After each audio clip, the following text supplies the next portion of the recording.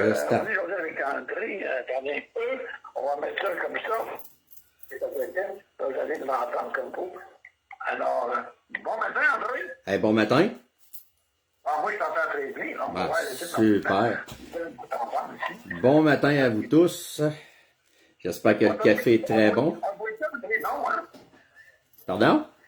On voit pas ta webcam, déjà, hein? Je suis sur la webcam en ce moment là. Je suis en live. On me starter ça. Ah, ben oui, c'est comme ça, je te vois. Beau bonhomme, André. Je te laisse avec ça. Voici notre ami André, le temps qui nous explique le matin. Que je le connais. Vas-y, André. Oui, ben ce matin, ça me fait plaisir de vous accueillir dans la toute nouvelle chronique Samedi Café Chaud. C'est une chronique qui va parler de communautaire, bien entendu, qui va parler entre autres de l'itinérance, qui va parler aussi des groupes citoyens, qui va parler aussi des... j'ai un écho là, attends un peu, là, je vais régler ça, là. OK, c'est beau. J'ai les groupes aussi de communautaires qui viennent en aide à des personnes dans des situations précaires avec des boîtes de bananes d'épicerie, tout ça là. Donc, on va starter le sujet ce matin à définir, à comprendre l'itinérance. Parce que c'est bien beau de dire on fait des distributions, que ce soit Uni pour Québec, que ce soit Uni pour Saint-Jérôme, Valleyfield, peu importe. L'itinérance au Québec, il y en a partout. Puis beaucoup de gens ne comprennent pas trop qu'est-ce qui se passe avec l'itinérance ou se font une mauvaise image de ce phénomène-là, de ce problème-là aussi. Donc ce matin, je vais dans le premier 15 minutes, je vais vous parler justement à savoir comment c'est quoi l'itinérance exactement. Tu sais, tout le monde a l'image de la vieille personne attablée sur un coin de rue, puis très, très vieillissante, mais l'image a changé. Ce n'est plus ça, parce que moi, je me souviens, étant jeune, que c'était ce que je voyais. Mais aujourd'hui, ce n'est plus le cas, c'est de plus en plus jeune, et malheureusement, on ne fait que constater que ce phénomène-là va en grandissant. Donc, je pense qu'il est temps qu'on lève les bras, dire « Hey, attends un peu, là, il se passe de quoi? » Puis, si on peut changer quoi que ce soit, minime soit le geste qu'on peut faire, ben c'est justement qu'à force d'en faire et d'en faire, ben ça devient intéressant pour ceux qui se font aider, puis ceux qui aident aussi. Donc, je vais inviter aussi les gens, là, une petite gorgée de café, hein, ça le dit, café chaud. Avant qu'ils viennent frites. Je vais inviter aussi les gens à aller sur la page de Seconde Line ou la seconde ligne, puis aller dans la section discussion. Vous allez voir chronique Samedi Café Chaud. Puis je vous invite à aller poser des questions là, à aller donner vos commentaires. Vous pouvez vous abonner à la page, c'est merveilleux, parce qu'avec cette page-là, je vais être capable de faire des suivis, puis de répondre à vos questions ensuite, faire les recherches entre autres. Parce que ce qui va être fait dans l'émission prochainement, puis on l'espère qu'on va avoir de très belles collaborations avec d'autres organismes, on va aller sur le terrain, on va aller rencontrer ces gens-là. Puis c'est quoi qu'ils font exactement? T'sais, on entend parler de ressourcerie, on entend parler d'aide alimentaire, on entend parler de distribution alimentaire sur la rue. Donc, on va aller les rencontrer, ces personnes-là, on va creuser à savoir pourquoi ils font ça, c'est quoi qu'ils font de meilleur peut-être qu'un autre, est-ce qu'ils font quelque chose qui fait changer la donne.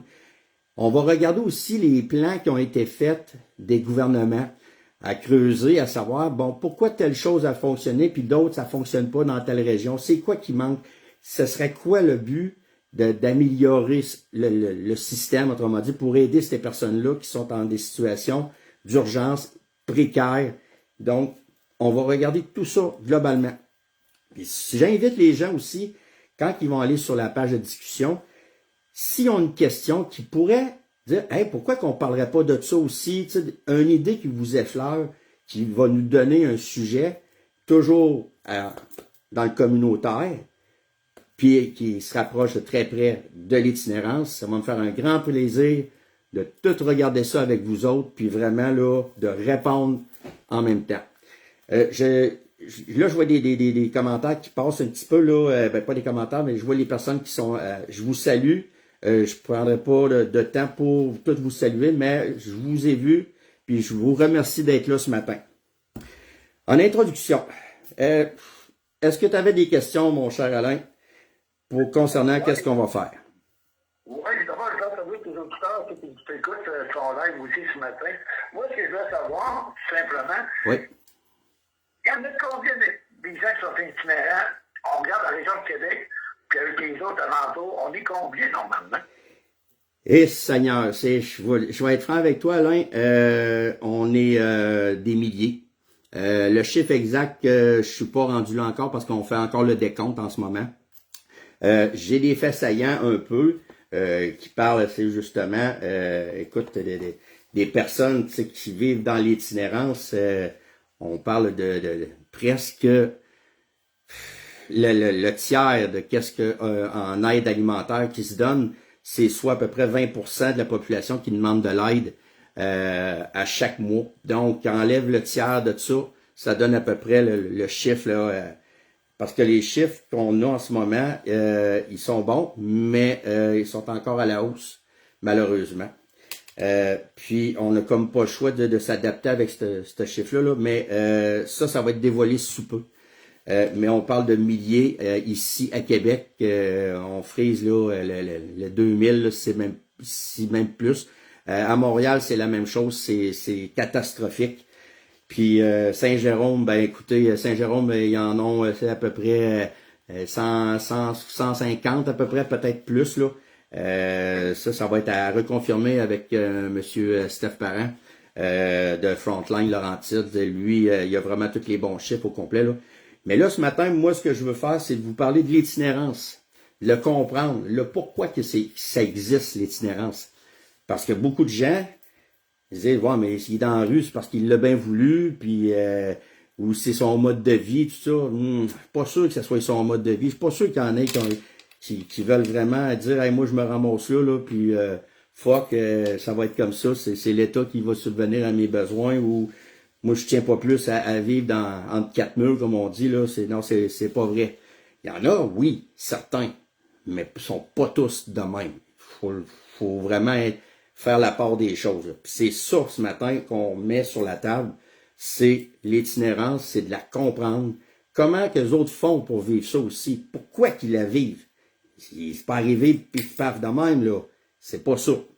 Tu sais, définir l'itinérance actuelle à partir des enjeux qu'elle pose. C'est de décrire les visages de l'itinérance, nommer les difficultés associées à la vie des personnes en situation d'itinérance et présenter les différentes approches d'intervention.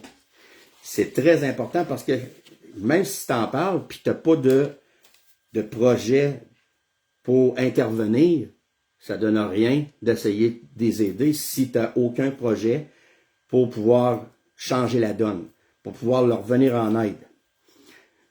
L'itinérance la plus souvent est urbaine constitue une préoccupation qui interpelle notre société.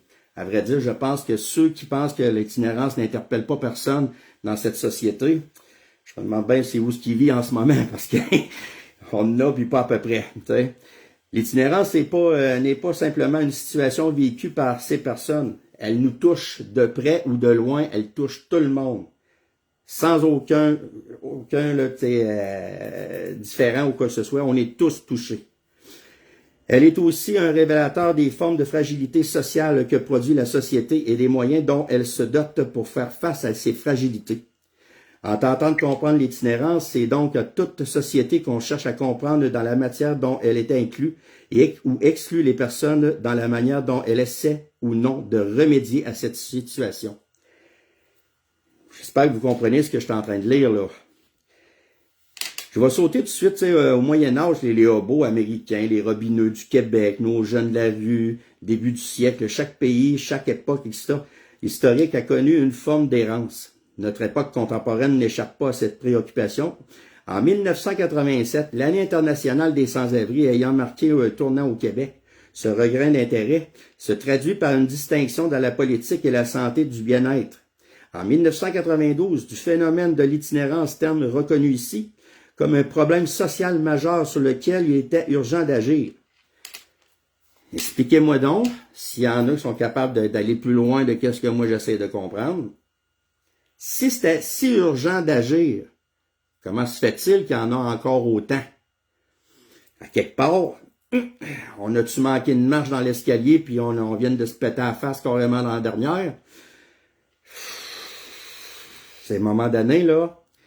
Le vagabond était depuis des siècles férocement poursuivi par des agents du roi. On parle du Moyen-Âge, là. Et marqué au fer rouge ou enfermé sans rémission dans ce que était la France appelée autrefois façon évocatrice des dépôts des mendiants, était considéré comme un banc de société, craint autant dans les villages que dans les villes, vivant en bande dans des poches d'illégalisme, dotés de leur propre culture.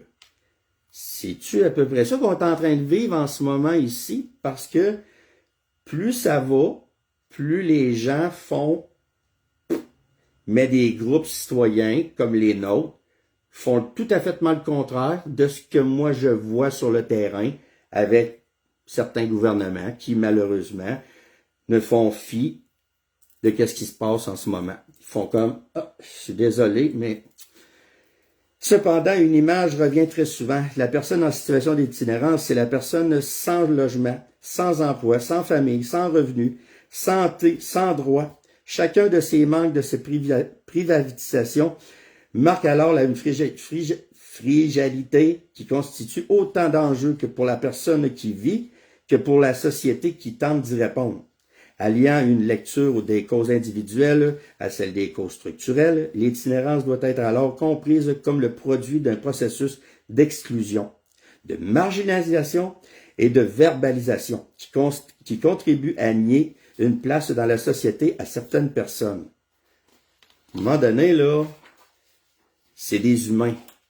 C'est pas des sacs à vidange, excusez mon franc-parler, mais ce sont des humains avant tout. Ce sont des personnes qui respirent, qui mangent comme nous. Sauf que, malheureusement, il y a des situations qui font en sorte qu'ils sont arrivés là. Comprendre l'itinérance, c'est donc comprendre que la rue est la place que la société accorde à des personnes en situation d'itinérance, même si dans la rue, ces personnes vivent encore davantage de l'exclusion. Avez-vous déjà remarqué aussi que malheureusement, le mot exclusion revient souvent. Ce mot-là, si le monde le comprenne bien, ça commence très tôt, l'exclusion. On parle d'intimidation à l'école.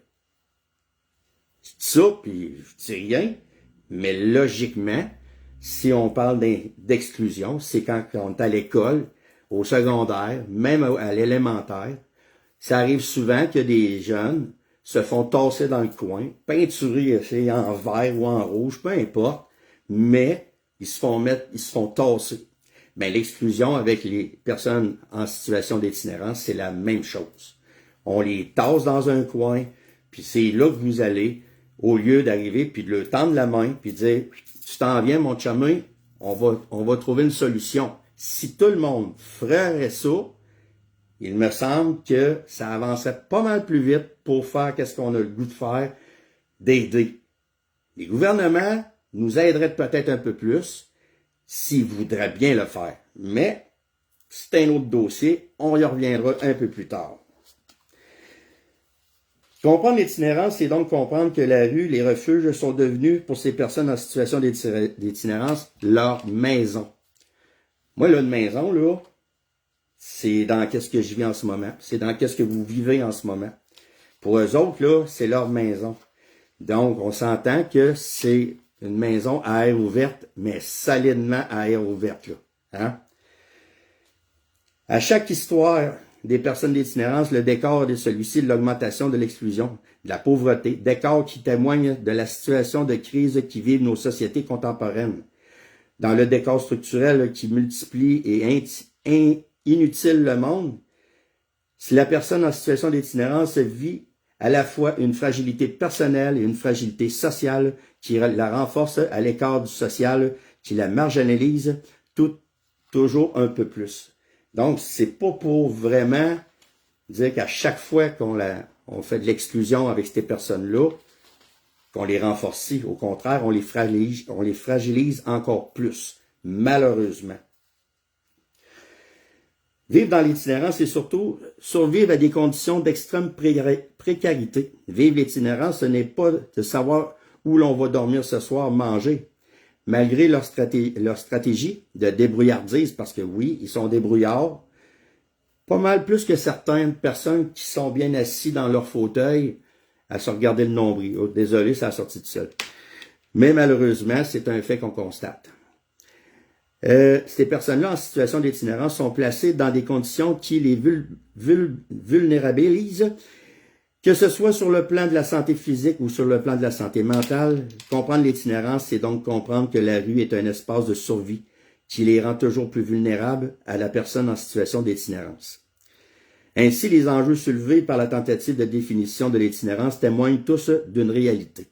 Dans un contexte sociopolitique qui produit davantage d'exclusion, malheureusement, l'itinérance est une condition de vie. Encore une fois, ne devrait pas. Qui place la personne dans une situation de vulnérabilité. Je l'aime bien avec ce mot-là matin, moi. Pas une gorgée de café. Vulnérabilité extrême. D'autant plus que le regard des autres signifie le plus souvent préjugé, alors que même ce regard devrait susciter plus de solidarité. Puis ça, on le constate, on fait juste se promener dans la rue, puis bien souvent, des gens vont voir des amis dans la rue, puis ils vont faire comme s'ils n'existaient pas. Et ils vont lui parler, ils vont lui demander un 25 sous, un $, n'importe quoi qui pourrait les aider, puis la personne continue son chemin, comme si c'était un fantôme.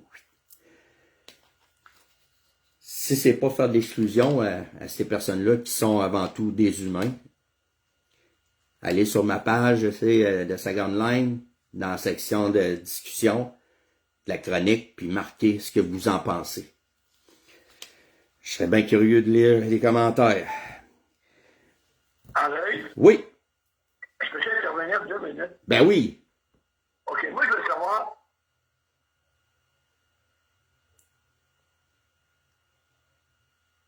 J'ai perdu ton son. Je t'ai perdu. Je t'entends pas.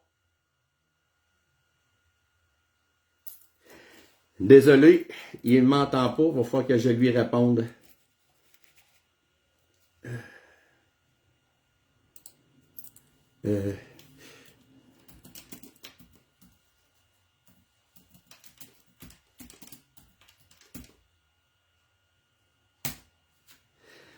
Petit problème technique, c'est à se demander qu'est-ce qui s'est passé. On va rappeler.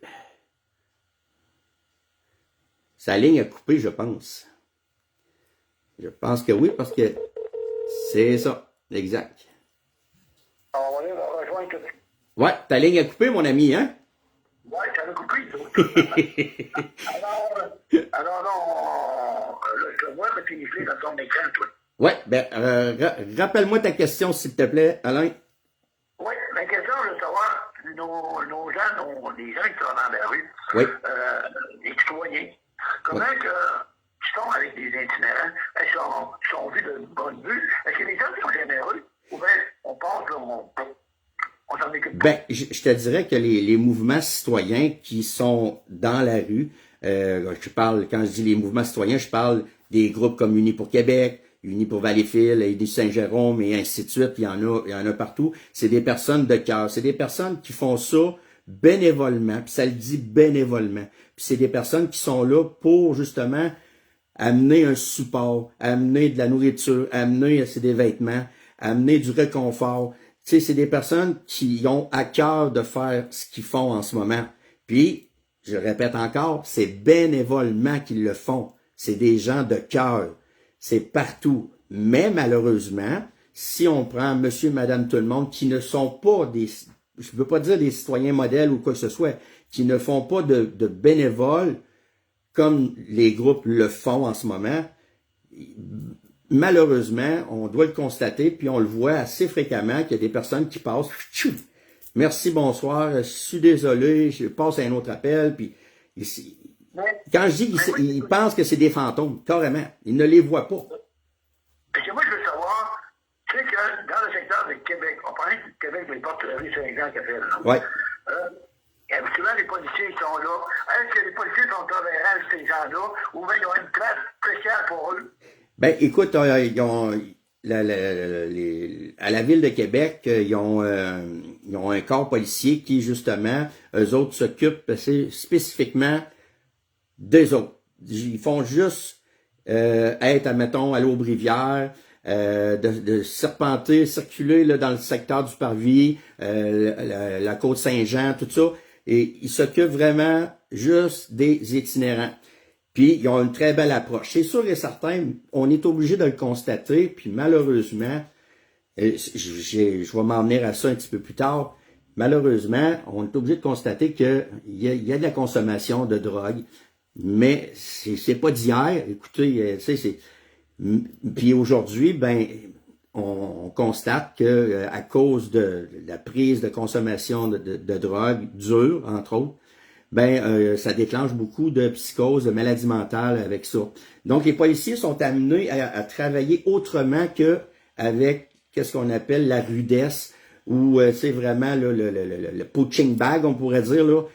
Donc, ils sont appelés à travailler plus smooth, plus en verbalisant plus souvent, à être plus comme des psychiatres dans la rue, tout simplement. C'est un travail d'haleine qui font un très bon travail en passant parce que l'été passé, pour l'avoir vécu au Parvis, ils venaient nous rencontrer quand on faisait des distributions, puis ils s'assuraient que tout allait bien, puis ils nous le disaient, s'il y a de quoi, callez-nous, on est à côté, on va venir vous voir, il n'y a pas de problème. Tu sais, on voit là, tu sais, que ces policiers-là sont formés spécifiquement pour aider ces personnes-là en situation d'itinérance. Mais par contre, André, tu es d'accord avec moi que si il y aurait un chèque de l'aide sociale, tu parles des itinérants, il y aurait un chèque de l'aide sociale, et le chèque serait géré par Maison de Rivière, peu importe l'endroit qu'ils vont, est-ce qu'il y aura moins d'itinérants dans le chemin si on leur donnait un foyer et avec un chèque de l'aide sociale, et autrement dit, pas trop élevé non plus, là. On est dans quoi pour eux, pour éliminer justement le taux d'itinérance. Ben, je sais qu'il y a des programmes de réinsertion au niveau de l'itinérance, mais il y a toujours un critère. Faut vraiment le spécifier. Il y a toujours un critère pour l'acceptation, pour dire ah parfait, tu rentres dans le cadre. Malheureusement, c'est le gouvernement qui a décidé de faire un cadre. Il faut que tu rentres dans le moule, autrement dit. Ces personnes-là qui sont en situation d'itinérance, malheureusement, ne cadrent pas toujours dans le moule. T'sais. Mais il y a une manière. Oui, ils ont de l'argent parce que, mettons, ils vont avoir une adresse avec l'autre rivière ou un autre centre de service. Partout dans la province, c'est comme ça. Mais malheureusement, un coup qu'ils ont l'argent, ils n'ont pas le droit de tout gérer, autrement dit. Sont obligés quand même de le donner. Il y a une partie qui va pour l'organisme qui les aide, bien entendu pour l'hébergement, la nourriture, tout ça. C'est correct, pas de problème. Mais il leur reste quand même de l'argent. Puis malheureusement, avec cet argent-là, ben il y en a qui font le mois. Il y en a qui s'organisent en conséquence. Mais il y en a d'autres qui disparaissent, puis malheureusement, c'est un cercle. Ça revient, puis ça repart. Ça revient, c'est une roue, ça tourne tout le temps. Mais c'est sûr et certain, si on les encadre pas convenablement, ben le pattern que je parle de la roue qui revient tout le temps, revient et revient et revient.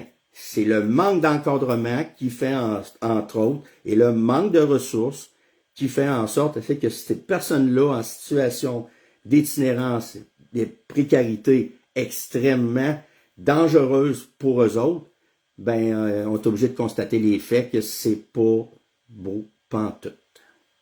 Mais pourquoi, excuse-moi, André, je sais pour André qui me raison là-dessus, comment ça que l'itinérance à Québec comme telle, elle est mal vue, vraiment, l'itinérance à Québec elle est vraiment mal vue, mais il y en a qui disent souvent que l'itinérance au Québec ici, dans la grande région capitale nationale, il y a beaucoup des gens qui abusent de ça et il y a de la faute qui se fait entre itinérants.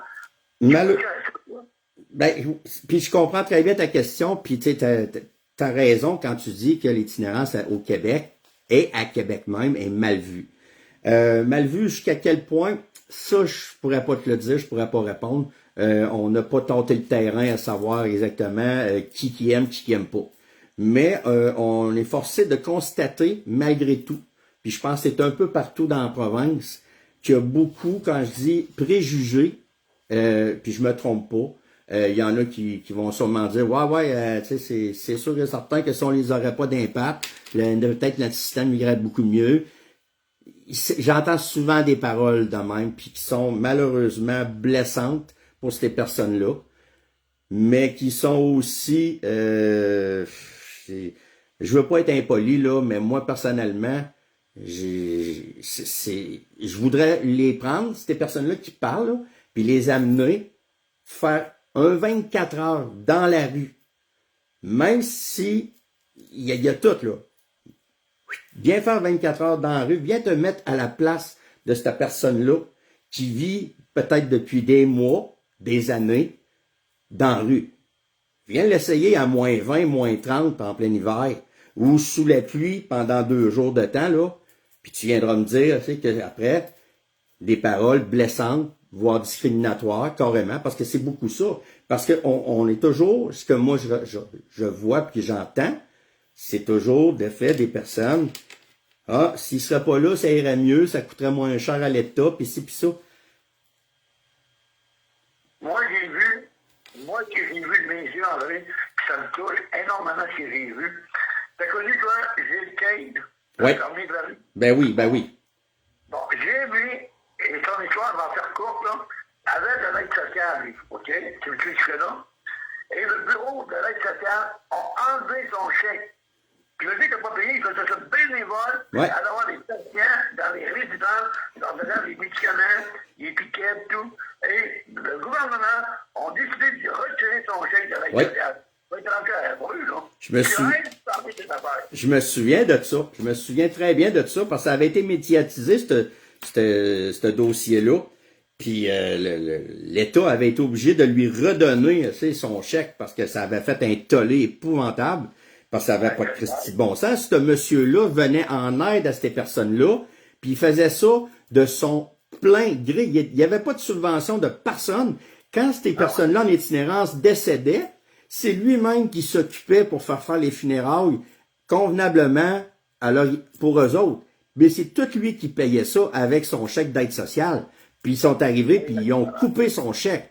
À un moment donné, là, je sais pas, là, tu sais, ça vient comme frustrant à quelque part de voir, tu sais, qu'il y a peut-être un pousseux de crayon à quelque part qui, malheureusement...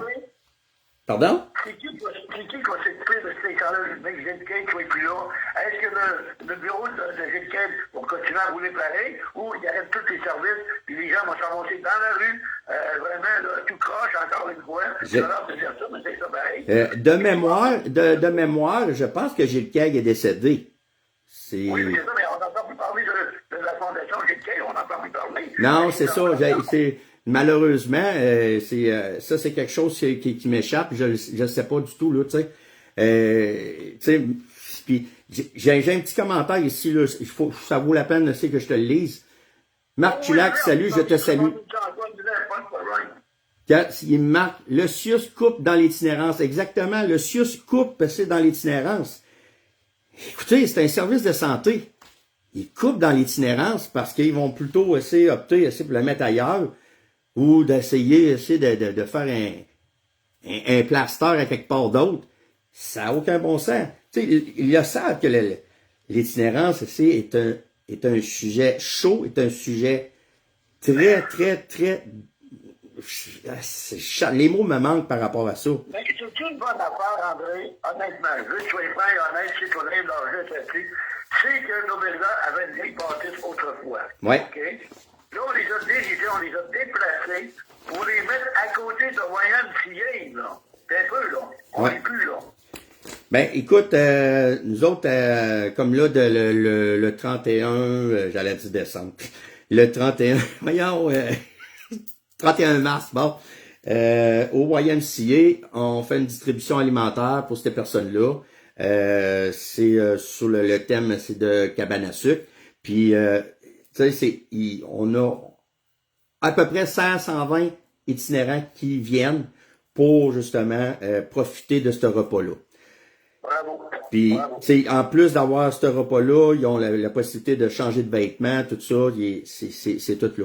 Mais c'est 2 dimanches par mois qu'on a accès à un local au YMCA pour faire la distribution alimentaire pour les amis de la rue. Tu sais, Bravo. Et tu sais, je vais être là avec Vincent Gingras, hein? oui. Ah oui, C'est- tout le monde est invité, tout le monde est invité à venir faire du bénévolat, venir faire une journée, venir parler avec ces gens-là aussi. Il y en a là qui sont là, puis c'est là que je vais vous expliquer les facteurs individuels de l'itinérance. Certains facteurs propres aux personnes et à leur parcours de vie peuvent aussi mener à l'itinérance. Puis les principaux facteurs, les savez-vous? Non, on voudrait ça savoir, parce qu'on dirait que le monde, on parle d'aider un itinérant. Pourtant, c'est un être humain comme moi, comme toi, là. Je suis pas à l'abri de ça. Personne n'est à l'abri de ça. Le fait de déjà avoir vécu en situation d'itinérance, les problèmes psychologiques, entre autres, la santé mentale fragile, problèmes de santé physique, problèmes de la déficience intellectuelle ou physique, les problèmes de dépendance à l'alcool, aux drogues, aux jeux de hasard et d'argent, l'isolement, j'en ai parlé tantôt de l'isolement, certains événements survenus dans la vie de personnes, par exemple, un deuil, un problème familial, une rupture, par exemple, rupture amoureuse, éloignement de sa communauté, négligence physique et psychologique, maltraitance, des séjours répétitifs dans des centres de protection de réadaptation pour les jeunes en difficulté d'adaptation ou des familles d'accueil durant l'enfance. Ça, là, retenez ça, ce que je viens de dire là, cette parole-là.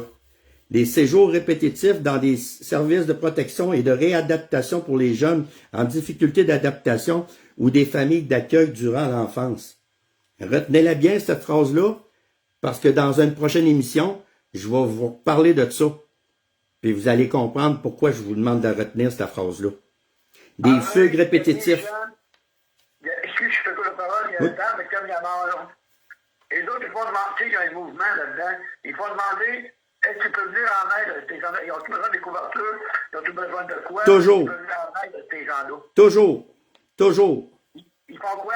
Ils font quoi exactement? Et ce qu'ils peuvent, c'est nous rentrer, venir nous voir dans nos pages, soit sur la page Unis pour Québec ou sur ma page Second Line, puis rentrer en contact directement avec moi. Puis moi, à ce moment-là, on va setter un rendez-vous, puis on va se rencontrer, puis on pourra pouvoir parler de tout ça là, au complet, là, voir c'est quoi les besoins qu'on a vraiment, les couvertures, les sleepings, les vêtements chauds ou froids, peu importe, là, du froid, là, parce que l'été s'en vient quand même, là, à tarde à venir, là, le printemps, il va neiger encore.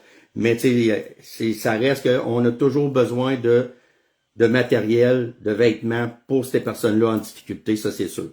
Ça c'est sûr. Incroyable. Incroyable. Moi, je vois ça aller, là. Je trouve que ça fait pitié. Écoutez, s'il y en a qui veulent donner des dons, et c'est toujours faisable aussi, s'il y en a qui veulent donner de l'argent à ces gens-là, quand l'organisme, l'Auvergnat, ça fait quoi pour eux autres, hein? Oui, puis ils peuvent aussi passer par directement avec la page de Unis pour Québec, parce que c'est eux autres qui chapeautent la distribution alimentaire pour les amis de la rue. Donc, c'est important de rentrer en contact avec eux autres. Sinon, vous pouvez toujours venir nous voir sur ma page à moi, puis je vais vous mettre en contact avec ces personnes-là sans problème. C'est juste pour finir ce que je disais, là, les fugues répétitifs, le décrochage scolaire, puis la dernière, là, puis soyez pas surpris, là, tombez pas en bas de votre chaise, puis tout faites pas avec votre café à matin, là. Ça fait partie, justement, de ce problème-là qu'on a aujourd'hui. Puis il va de plus en plus. Puis je trouve ça comme aberrant un peu qu'il n'y a pas personne qui lève la main et dit « Hey, wow, minute, là, ça marche pas, là. » Violence conjugale ou agression sexuelle. Plus ça va, plus il y en a. Puis dans le milieu de l'itinérance, c'est épouvantable comment est-ce qu'il y en a. Un coup qu'ils sont rentrés dans ce moule-là, ils se font tabasser, ils se font violer, puis c'est de pire en pire. Parce que l'itinérance, c'est pas juste, comme je disais tantôt en ouverture, c'est pas juste un vieux monsieur, là. C'est plus ça, là, pantoute, là. Ça va avec des jeunes même. Les jeunes, malheureusement, on parle d'enfants de moins de 18 ans qui sont dans la rue aujourd'hui, qui demandent de l'aide à manger à toutes les semaines pour pouvoir passer le mois. Donc, Mais en vrai, c'est pas quoi de te pousser, mais s'il y a des gens, parce qu'on avance dans l'art, s'il y a des gens qui veulent, ont besoin d'un coup de main, ils ont besoin de manger, ils sont itinérants, mais ils ne savent pas où aller manger. Y a-t-il des endroits qu'on peut les envoyer dans leur ville respectable, quoi que ce soit, quoi? oui, il y a des endroits là, tu sais, qui sont déjà là pour eux. Il y a plein de ressources. Tu sais, oui, ils peuvent. Il y a des soupes populaires, tu sais, de mémoire dans la côte d'Abraham avec la Saint-Vincent-de-Paul. Excusez. Il y a aussi, tu sais, l'Aubrivière. Il y a aussi le YMCA qui vont les référer. Mais il y a le répit, tout ça. Tu sais, il y a plein de places dans Saint-Sauveur, Saint-Roch aussi. Il y a Boucher Généreux aussi. Oui, oui, exactement. À Limoilou, ça, la bouchée généreuse, si je me souviens bien, là. Tu sais, Bon. je vous dis, là, La prochaine émission, tu vas nous parler de quoi? la prochaine émission, on va rentrer justement, on va finir avec l'itinérance, on va en parler encore dans le premier 15 minutes. Mais le dernier 15 minutes, là, ce coup-ci, là, je vous le dis tout de suite, là. Là, on a rentré dans le vif du sujet. On a même pas pris de pause. Avez-vous remarqué? On n'a pas pris de pause pantoute. Mais le prochain coup, on fait 15 minutes, on fait une pause. Après ça, on revient. Puis là, on va parler, c'est justement, des faits saillants concernant les municipalités avec leurs organismes à but non lucratif, d'entre autres, qui viennent en aide à des familles qui sont dans le besoin. Donc, on va parler de ça la prochaine émission. Et graduellement, je vous le dis, on va avoir des entrevues qui vont être faites avec ces personnes-là, des responsables des organismes à but non lucratif, partout dans la province. Là, je vous le dis, là, soyez pas surpris. À un moment donné, je vais être à quelque part, puis je vais faire une vidéo, puis on va la mettre dans le dernier 15 minutes, ça c'est sûr et certain. Tout le monde va avoir accès à ça.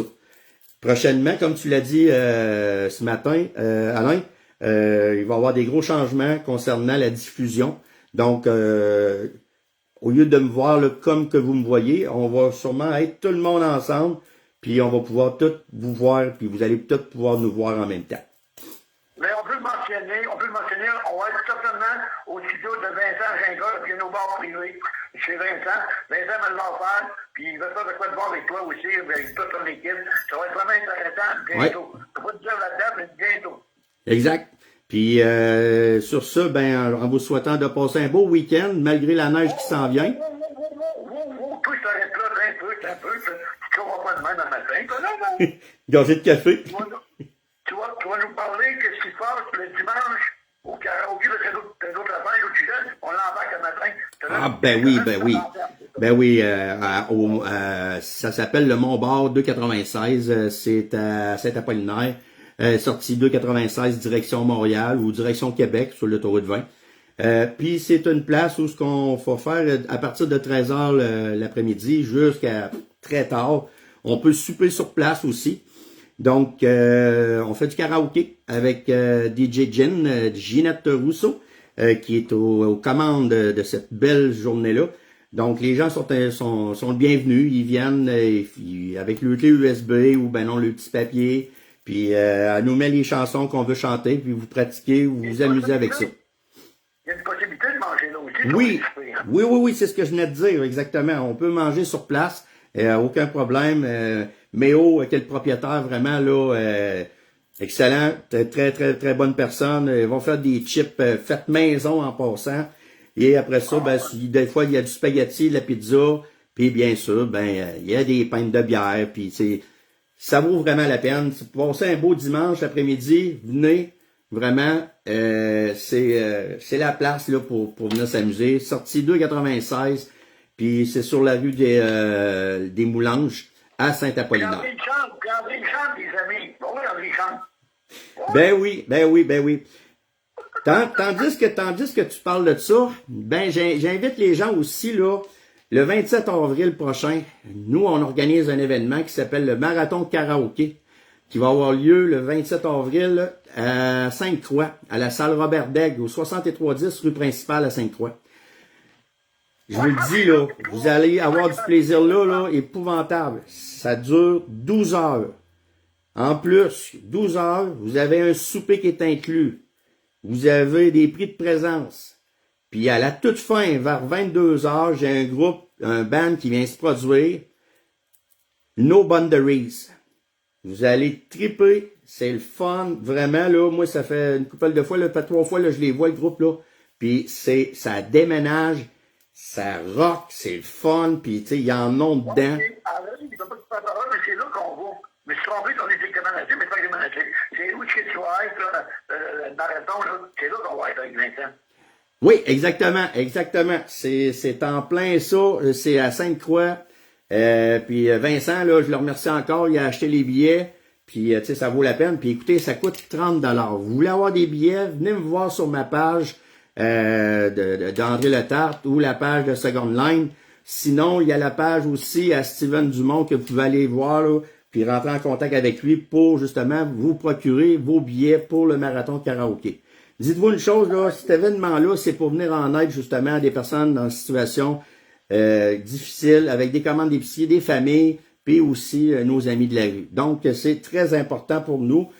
On s'en fait un devoir de citoyen, d'aider le plus de personnes possible, puis de ne pas laisser derrière nous des gens en situation qui pourraient être assez malencontreusement dangereuses pour eux autres.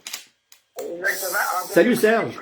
J'ai un auditeur internaute qui me dit que l'armée du salut peut venir en aide aux itinérants aussi. Là, hein? Oui, c'est sûr et certain. Je ne dis pas le contraire. Par contre, si ils ont... Tu sais, on se cachera pas, là. Ces places-là, l'armée du salut, la Saint-Vincent-de-Paul, peu importe, toutes les places d'entraide qui ont pignon sur rue sont débordées. C'est épouvantable. Ça leur sort par les oreilles. Nous autres, en tant que citoyens, on est un mouvement citoyen, bénévole. Ben, si on peut alléger un peu le système, puis changer la donne de certaines personnes aussi, en lui donnant une petite tape dans le dos pour qu'elle puisse avancer, puis respirer un peu plus, c'est mission accomplie pour nous autres. Donc, ces personnes-là, qui sont dans ces maisons-là, qui gèrent comme l'armée du salut ou peu importe, devraient venir nous voir aussi, dire, hey, on pourrait-tu s'impliquer avec vous autres, au lieu que ça fasse chacun de notre bord, puis que tout le monde essaie de tirer sa couverte en même temps. Je pense que le mouvement Solidarité, là, d'être tous ensemble pour avancer dans la cause de l'itinérance, puis la cause, c'est d'aider les familles à faible revenu qui ont besoin, qui ont des enfants à nourrir, tout ça, puis qu'il faut qu'ils prennent des décisions des fois que, bon, ben là, j'achèterai pas de médicaments parce que il faut que j'achète de la nourriture, ou ben non, je ferai pas le paiement de mon loyer parce qu'il faut que je fasse une commande d'épicerie, puis je vais me ramasser dans la rue avec mes enfants. C'est des situations qui sont précaires de même. Malheureusement, on le vit ça. On le vit. On est dedans. On est dedans. André, tu as des gens remerciés, des gens salués. Oui, je salue toute ton équipe. Je salue aussi tes internautes à toi, ton monde à toi. C'est vraiment plaisant de faire affaire avec vous autres. On ne vous lâchera pas. Alors, tu as des gens salués, remerciés. Je te laisse le mot de la fin. Ben moi, je remercie tous les gens qui font justement qu'est-ce que nous autres on fait. Tous les mouvements citoyens, de proche ou de loin, qui contribuent à faire ce qu'on fait, qui nous aident à avancer dans cette belle aventure-là. Parce que moi, là, je prends pas ça comme étant là, tu sais, un poids lourd. Au contraire, c'est quelque chose qui est le fun à faire, de donner au suivant. Je salue toute mon équipe aussi de Second Line. Je salue toute l'équipe aussi de Frontline Laurentide. Et toutes les unis dans la province de Québec. Je vous salue, je vous tire vraiment mon chapeau. Je vous félicite, vous faites un job extraordinaire. Lâchez pas, continuez. Puis c'est en faisant qu'est-ce qu'on fait qu'on va peut-être finir par changer le monde, puis réaliser des belles choses. Aussi, je te donne la permission ce matin, tu peux saluer et remercier aussi tes commanditaires qui tuent année par année tout le temps.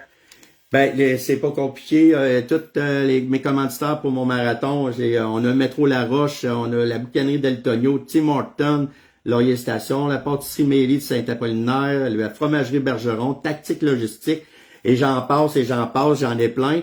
Mais ça, je vais vous revenir bientôt parce que lundi soir, je vais être en live avec Steven Dumont. Puis, on va faire justement un tirage. Puis, écoutez, là, ça, ça vaut 270 $. Ça vaut 270 $ que je vais faire tirer à des gens qui auront acheté leur billet. Pas compliqué, là. Les noms sont tous là, là. Ils sont tous là-dedans.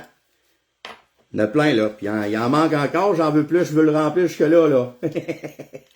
Mais... Moi, là, si je gagnerais, moi, là, si je gagnerais ça, là, tu sais ce que je fais avec ça?